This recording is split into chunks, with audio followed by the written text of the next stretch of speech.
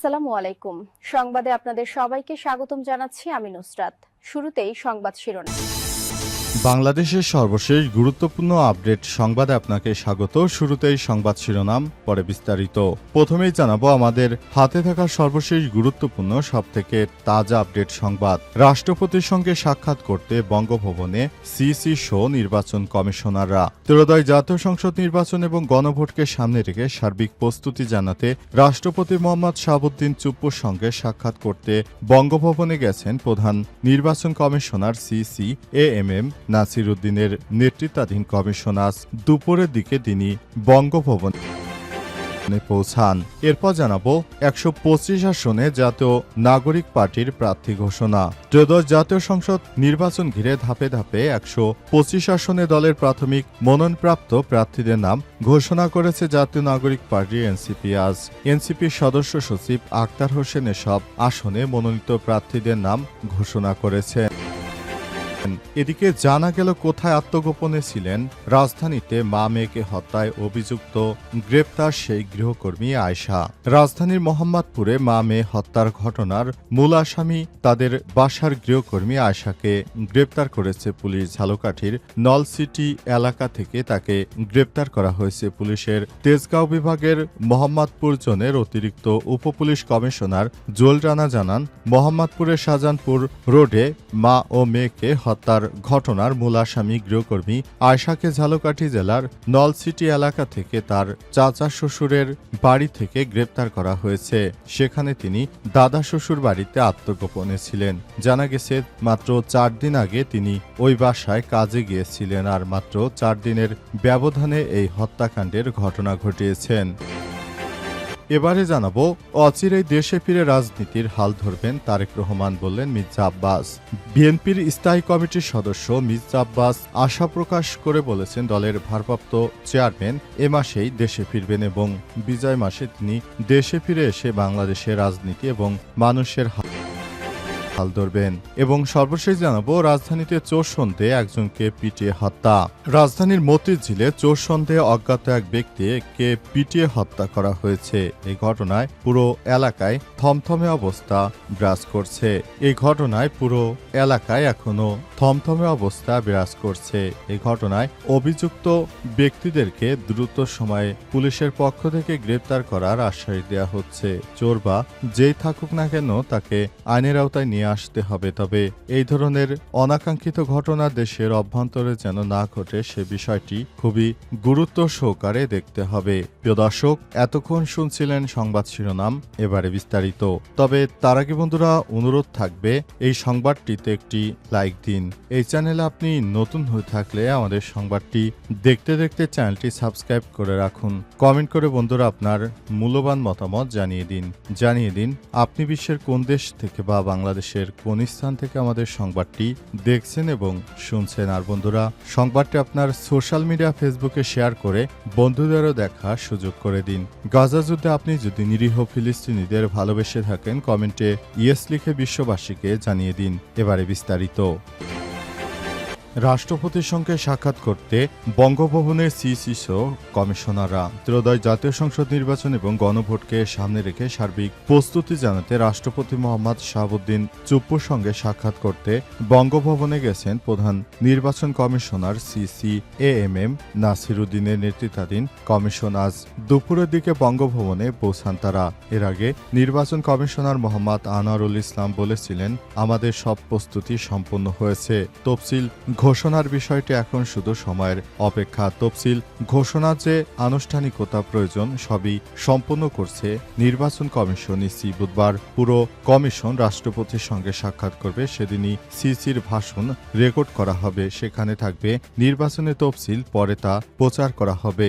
এবারই প্রথমবারের মতো আওয়ামী লীগকে ছাড়াই জাতীয় নির্বাচনের আয়োজন করতে যাচ্ছে নির্বাচন কমিশন। ইসি জুলাই মাসের গণ অভ্যুত্থানে দলটির পতন এবং পরবর্তী কার্য কার্যক্রম নিষিদ্ধ হয় তাদের নিবন্ধন স্থগিত রাখা হয়েছে, ফলে নৌকা প্রতীকটি ব্যালট পেপারে থাকছে না। নিবন্ধন স্থগিত থাকলে দলের নিজস্ব প্রতীকে নির্বাচনে অংশ নেওয়ার সুযোগ থাকে না। প্রথমবারের মতো প্রবাসী ভোটার দেশের ভেতরে দায়িত্বপ্রাপ্ত সরকারি কর্মকর্তা এবং কয়েদিরা আইটি সাপোর্টেড পোস্টাল ব্যালটের মাধ্যমে ভোট দিতে পারবেন। এছাড়াও কোনো দল জোট গঠন করলে এবার নিজেদের প্রতীকের বাইরে অন্য দলের প্রতীকে ভোটের অংশ নেওয়ার সুযোগ রাখেনি নির্বাচন কমিশন। ত্রয়োদশ জাতীয় সংসদ নির্বাচনে ভোট দেবেন 13 কোটি নাগরিক। এই 13 কোটি নাগরিককে যারাই তাদের দিকে ভিড়াতে পারবে তারাই আগামী জাতীয় সংসদ নির্বাচনে তারা সরকার গঠন করতে পারবে, এমনটাই জানানো হয়েছে। এবং এই ধরনের কার্যক্রম বাংলাদেশে খুব কমই ছিল অতীতে।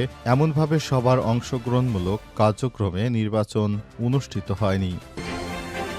125 আসনে জাতীয় নাগরিক পার্টির প্রার্থী ঘোষণা। ত্রয়োদশ জাতীয় সংসদ নির্বাচন উপলক্ষে প্রথম ধাপে 125টি আসনে তাদের মনোনীত প্রার্থীদের নাম ঘোষণা করেছে জাতীয় নাগরিক পার্টি এনসিপি। এনসিপির পক্ষ থেকে বলা হয়েছে, আমরা যদি জোটে যেতাম তাহলে এর আগেই আমরা জোটে যেতে পারতাম এবং এই জোটে যাওয়ার মাধ্যমে আমরা বিএনপি কিংবা অন্য দলের সঙ্গে আমরা জোট করে নির্বাচনে অংশগ্রহণ করতে পারতাম, কিন্তু আমরা আসলে জোটে যাব না বলে নিশ্চিত করেছেন জাতীয় নাগরিক পার্টি এনসিপির আহ্বায়ক নাহিদ ইসলাম। তিনি বলেন, আমরা জোটে যাব না, আমরা চাই কয়েকটা আসনের বিনিময়ে আমরা বিক্রি হতে চাই না। আমরা চাই দেশের মানুষ যে ধরনের সরকার ব্যবস্থা চায় সেই ধরনের সরকার ব্যবস্থা দীর্ঘদিনে যে প্রত্যাশায় দেশের মানুষের ছিল সেই প্রত্যাশা আমরা পূরণ করতে চাই। আমরা অন্তর্বর্তীকালীন সরকারকে বলতে চাই তিনি যেন আমাদের সেভাবে সুযোগ তৈরি করে দেন এবং দেশের প্রতিটি মানুষ যেন আমাদের পাশে থাকতে পারে সেই ব্যাপারটি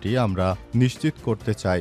অন্তর্বর্তীকালীন সরকারের প্রধান উপদেষ্টা প্রফেসর ডক্টর মোহাম্মদ ইউনূসের সরকারের প্রতি আমাদের প্রত্যাশা ছিল, সে অনুযায়ী তিনি কাজ করছেন। আমরা আগামী জাতীয় সংসদ নির্বাচনের মাধ্যমে নতুন বাংলাদেশ গড়ে তোলার জন্য আমাদের যে প্রত্যাশা সেই প্রত্যাশা অনুযায়ী 125টি আসনে আমরা প্রার্থী দিচ্ছি এবং আগামীতে আমরা বাদবাকি সব আসনে প্রার্থী দেব এবং নতুন বাংলাদেশ গড়ে তোলার জন্য আমাদের যে দীর্ঘদিনের প্রত্যাশা সেটি বাস্তবায়ন করাই হচ্ছে আমাদের সব থেকে বড় চ্যালেঞ্জ। এই চ্যালেঞ্জ আমরা গ্রহণ করেছি এবং এই চ্যালেঞ্জকে মোকাবেলা করব, এটাই আমাদের প্রধান কাজ।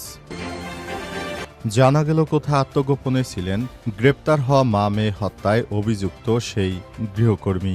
রাজধানীর মোহাম্মদপুরে মা ও মেয়েকে হত্যার ঘটনার মূল আসামি তাদের বাসার গৃহকর্মী আয়েশাকে গ্রেপ্তার করেছে পুলিশ। আজ ঝালকাঠির নলসিটি এলাকা থেকে তাকে গ্রেপ্তার করেছে পুলিশ। পুলিশের তেজগাঁও বিভাগের মোহাম্মদপুর জোনের অতিরিক্ত উপপুলিশ কমিশনার জুয়েল রানা জানান, মোহাম্মদপুরের শাহজাহান রোডে মা ও মেয়েকে হত্যার ঘটনায় মূল আসামি গৃহকর্মী আয়েশাকে ঝালকাঠি জেলার নলসিটি এলাকা থেকে গ্রেপ্তার করা হয়েছে। নলসিটিতে তার দাদা শ্বশুর বাড়িতে আত্মগোপনে ছিলেন তিনি। তেজগাঁও বিভাগের উপপুলিশ কমিশনার এডিসি এবং এসির সরাসরি তত্ত্বাবধানে এই মামলার তদন্ত কর্মকর্তা শহীদুল ইসলাম মাসুম এবং এসআই খোরশেদ আলম সহ এই অভিযানে নেতৃত্ব দিয়ে তাকে গ্রেপ্তার করা হয়েছে। এ ঘটনায় নিহত হলেন লায়লা আফরোজ এবং তার মেয়ে নাফিসা লাওয়াল বিনতে আজিজ, বয়স 15। তিনি নবম শ্রেণীর শিক্ষার্থী ছিলেন। ধারালো অস্ত্র দিয়ে তাদের দুইজনকে নৃশংসভাবে কুপিয়ে হত্যা করা হয়। লায়লা আফরোজের শরীরে প্রায় 30টি এবং নাফিজার শরীরে প্রায় 6টি গভীর ক্ষতের চিহ্ন পাওয়া গেছে। শুরু থেকেই ঘটনায় প্রধান সন্দেহভাজন ছিলেন তাদের বাসায় মাত্র 4 দিন আগে কাজে আসা এক গৃহকর্মী, যার নাম আয়েশা বলে জানিয়েছিলেন সেই গৃহকর্মী। হত্যাকাণ্ডের দিন ওই বাসার সিসিটিভি ফুটেজ দেখতে পাওয়া যায়। অভিযুক্ত গৃহকর্মী সকাল 7:51 বাসায় প্রবেশ করেন এবং সকাল 9:35 নিহত স্কুলের ড্রেস পরে কাঁধে ব্যাগ নিয়ে বাসা থেকে তিনি পালিয়ে যান। এই ঘটনার নৃশংসতা দেখে পুলিশ ধারণা করেছিল হয় প্রশিক্ষিত কিলার অথবা অতিরিক্ত ক্ষোভ থেকে এই হত্যাকাণ্ডের ঘটনা থাকতে পারে। পুলিশ বলছে, সাধারণ মানুষের পক্ষে এমন নৃশংসতা প্রদর্শন করা অসম্ভব। পুলিশ কর্মকর্তারা বলছেন, এমন সুরথাল সম্পত্তি সময় আর দেখা যায়নি। এই ধরনের হত্যাকাণ্ড বাংলাদেশের আগে এত জঘন্যতম হত্যাকাণ্ড আর হয়নি। অচিরেই দেশে ফিরবে এবং রাজনীতির হাল ধরবেন তারেক রহমান, বললেন মির্জা আব্বাস। বিএনপির স্থায়ী কমিটির সদস্য মির্জা আব্বাস আশা প্রকাশ করে বলেছেন, দলের ভারপ্রাপ্ত চেয়ারম্যান তারেক রহমান খুব শীঘ্রই দেশে ফিরে এসে মানুষের হাল ধরবেন, ঠিক তেমনি দেশের রাজনীতিরও হাল ধরবেন। তিনি বলেন, নতুন চিন্তা ও আধুনিক ভাবনার মাধ্যমে তারেক রহমান মানুষকে আরও এগিয়ে নেবেন। আজ রাজধানীতে একটি অনুষ্ঠানে সব কথা বলেছেন বিএনপির এই নেতা। তিনি বলেন, তারেক রহমান দীর্ঘ 17 বছর ধরে বিভিন্ন দেশে ভ্রমণ করে এবং বিদেশ থেকে নানা রকম অভিজ্ঞতা অর্জন করে সেগুলো আগামীতে বাংলাদেশে অ্যাপ্লাই করবেন এবং বাংলাদেশটাকে আরও উন্নত সমৃদ্ধ নতুন বাংলাদেশ গড়ে তোলার জন্য তিনি কাজ করবেন। আর তারেক রহমান খুব শীঘ্রই এই বিজার মাসেই তিনি দেশে ফিরে আসবেন বলে মন্তব্য করেছেন বিএনপির এই নেতা। সাংবাদিকরা তাকে প্রশ্ন করলে কবে আসবেন এ বিষয়ে তিনি নির্দিষ্ট কোনো তারিখ দিতে পারেননি। তবে বিএনপির পক্ষ থেকে জানানো হয়েছে তারেক রহমান নাকি এই ডিসেম্বরেই দেশে ফিরে আসবেন। এর আগে শেখ হাসিনা পালিয়ে যাওয়ার পর তারেক রহমান সে মাসেই দেশে আসার কথা ছিল। তারপর বিএনপির নেতৃত্ববৃন্দরা বলল তার পরের মাসে তিনি দেশে ফিরবেন এবং এভাবে বলতে বলতে বিএনপির নেতৃত্বরা প্রতি মাসেই তিনি দেশে ফিরে আসবেন এমনটা প্রতিশ্রুতি দিলেও বাস্তবে তারেক রহমান এখনো দেশে ফিরে আসবে কিনা সে বিষয়টি শিওর হওয়া যাচ্ছে না। অনেকেই আবার বলছেন তারেক রহমান আর রাজনীতিতে ফিরবেন না, তিনি বিদেশ থেকেই নির্বাচন করবেন। যদি তিনি বিদেশ থেকে নির্বাচন করেন, তিনি যদি রাষ্ট্রপতি হতে পারেন তাহলে দেশে ফিরবেন এবং তিনি যদি নির্বাচিত হতে না পারেন তাহলে তিনি এভাবে বিদেশে বসেই তারপর সবকিছু আগের মতো নিয়ন্ত্রণ করবেন তারেক রহমান, এমনটাই জানানো হয়েছে।